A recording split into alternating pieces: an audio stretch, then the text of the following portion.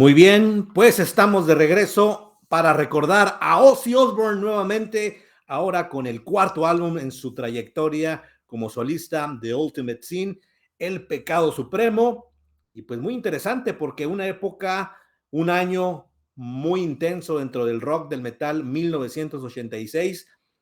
Y hoy vamos a recordarlo, que está cumpliendo 37 años y que ha ido pasando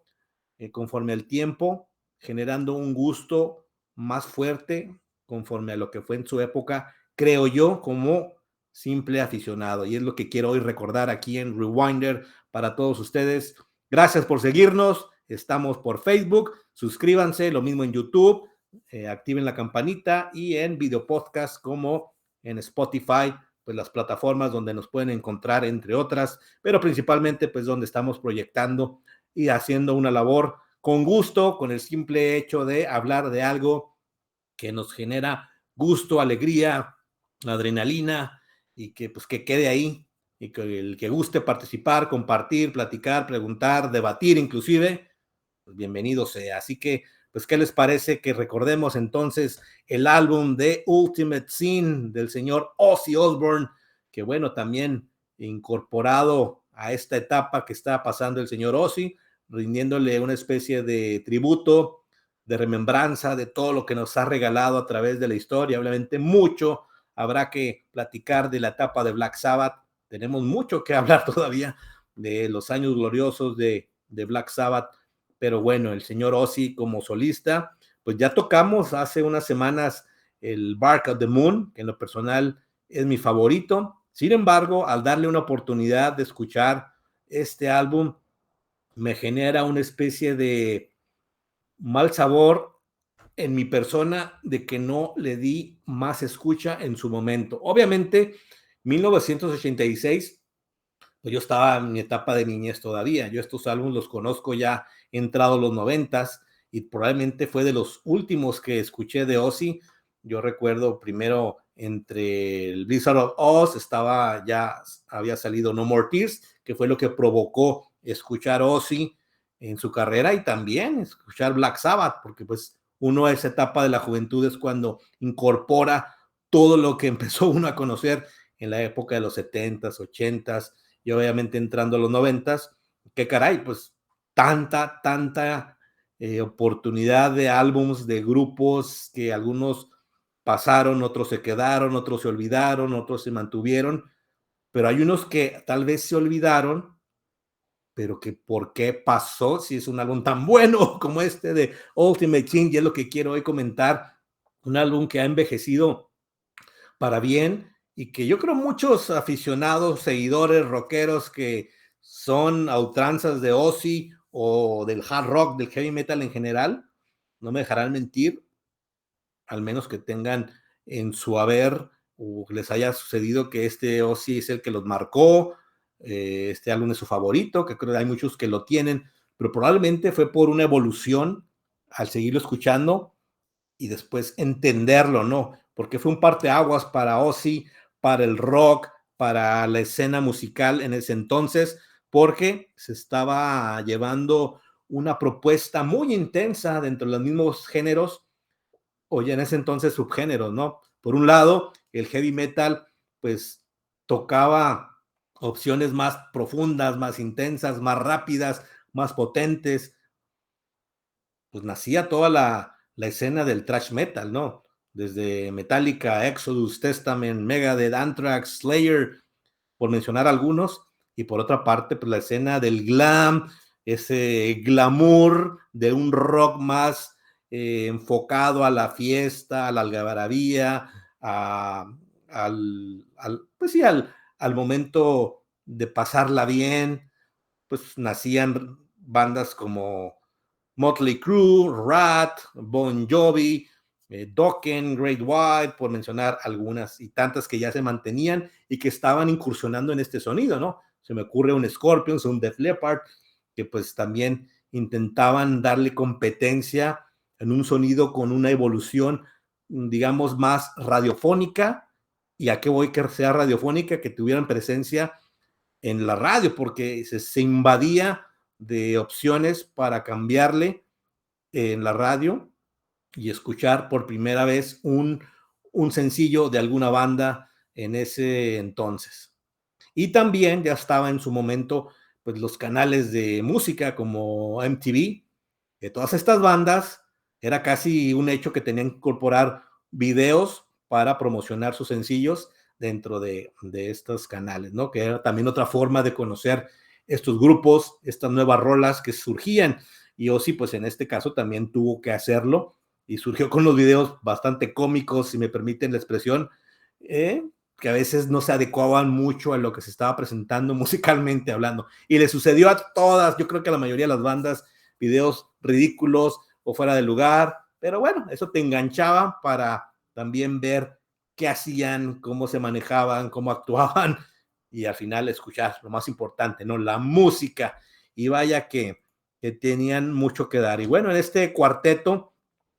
de, sí, pues cambiaba, empezaba toda esa cuestión de cambio de alineaciones. El segundo álbum con Jake Lee como guitarrista, llegaba Phil Sosan en el bajo y el señor Randy Castillo en la batería, que se mantuvo después 2 álbumes, si mal no estoy, no recuerdo, creo que No More Tears fue el último que hizo, y que bueno, un muy buen baterista, muy potente, y que encontró aquí una opción para catapultarse, y que lamentablemente pues ya falleció, y el señor Mike Moran, que da participaciones en el teclado. Y bueno, aquí este álbum, el por qué decirlo infravalorado, perdón, ahí está la palabra. Yo creo que es la primera vez que hago, hasta la palabra se me complicó decirla, es la primera vez que hago un video podcast. Por lo regular hago álbumes clásicos, álbumes nuevos, y hay álbumes que no se le puede dar la categoría de clásicos, no todos los álbumes llegan a ese nivel, pero que son álbumes muy buenos. Pero este se me ocurrió porque al final creo que así lo es un álbum que pudo o debe ser clásico, sin embargo, dentro de la misma discografía, de los mismos seguidores, de la misma forma de que se expuso la carrera, los discos de Ozzy, queda como que a un lado, ¿no? Desdeñado o no con el valor que se le debe, ¿no? Porque sé que los grandes seguidores de Ozzy, que hay tantos millones en el mundo, pues dentro de su discografía, ahí está The Ultimate Sin, lo escucharán. Y la pregunta es, ¿qué tanto a comparación de los 3 primeros o de los que más tuvieron éxito ya en los 90s o de lo último que ha venido sacando Ozzy? Es buena pregunta. Yo lo voy a hablar desde mi punto de vista y de mi vivencia, porque este canal, estos video podcasts, el hecho de, y lo repito por si es la primera vez que me escuchan y gracias si es así, es el rewinder de regresar y recordar cómo conociste, cuándo fue la primera vez que escuchaste esta banda, este álbum, de tus favoritos, por qué lo recuerdas, qué hay, qué te dejó. Y The Ultimate Sin yo creo que fue como que poco a poco dándome el gusto. Y hoy que lo vuelvo a escuchar y varias ocasiones antes de hacer este video, pues puedo decir que es un álbum extraordinario, bien producido, bien ejecutado, todas las rolas están extraordinarias, está en su mejor momento Jake Lee, que es la pregunta también que podríamos generar, ¿qué les parece este guitarrista? ¿Quién es para ustedes el mejor o el favorito, ¿no? Porque todos han sido extraordinarios. Randy Rhoads pues, le dio la catapulta para regresar a escena y rápidamente colocarse en gran nivel al señor Ozzy. Lamentablemente, pues la tragedia de su fallecimiento. Llega Jake Lee y pues su estilo, su forma, su melodía, un guitarrista muy fino desde mi punto de vista y que pues le dio una gama de posibilidades, creo, a Ozzy para incorporar, y aún no entiendo por qué la salida de Jake Lee. Tal vez en esa etapa, recuerdo, Ozzy Osbourne estaba, pues, los excesos de su fama, de su momento, que batalló en serio el señor Ozzy, que tuvo mucho que ver también,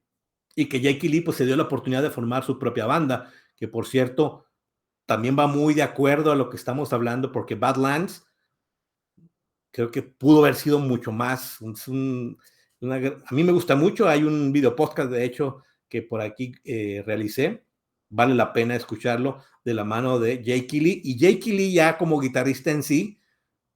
como que queda todavía muy ahí en el limbo de no haber pasado o ser reconocido como uno de los grandes guitarristas, no solo de Ozzy, ¿no? Sino la historia del heavy, del hard rock. Y en lo personal, a mí, ahora que lo comprendo, lo escucho, lo, lo coloco en el mejor, si hago un top. Ojo, todos los guitarristas que ha tenido Ozzy, magníficos. Después viene Zakk Wylde, que fue el que más se ha mantenido con la banda. Pero bueno, en este intermedio, en este paso de búsqueda hacia dónde se dirigía Ozzy, yo creo que encontró una etapa un tanto complicada por la competencia que se generaba. Digo, hablar de competencia para un Ozzy con toda pues la fortaleza y el poder que tenía como vocalista y como pues ya un clásico de clásicos en el heavy metal, pues aún así tenían que buscarle en ese momento, en esa propuesta, en ese disco nuevo que ofrecer para enganchar a las nuevas generaciones, los nuevos fans, a la radio, las giras, y pues que era muy común que se hacían giras conforme al álbum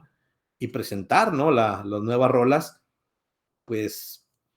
tuvo que buscarle, y aún así que tuvo buenas ventas, buenos lugares en las listas de popularidad. Creo que por ahí es un álbum que queda ahí con una cuestión de que se le olvida o no se escucha tan seguido como otros, inclusive las mismas radiofusoras a la fecha, es raro que toquen alguna rola de este álbum. Tal vez Shot in the Dark sí ha sido, pero no a la vez o a la misma manera que se tocan rolas en la discografía de Ozzy. Es interesante porque al final del día el hablar de este álbum es hablar de calidad, de ejecución, de producción, de un álbum muy compacto, muy que lo puedes escuchar de principio a fin de una manera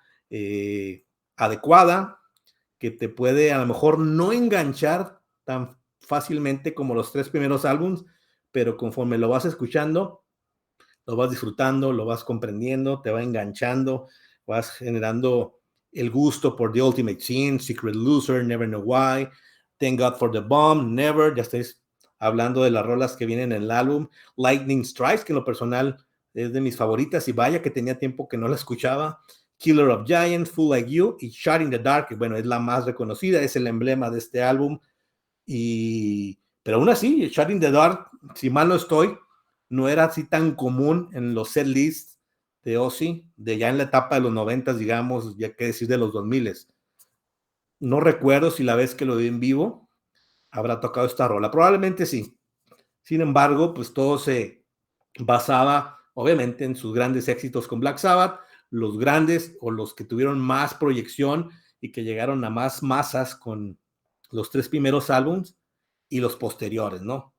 Pero pues ahí queda, algo pasó con este álbum que no terminó de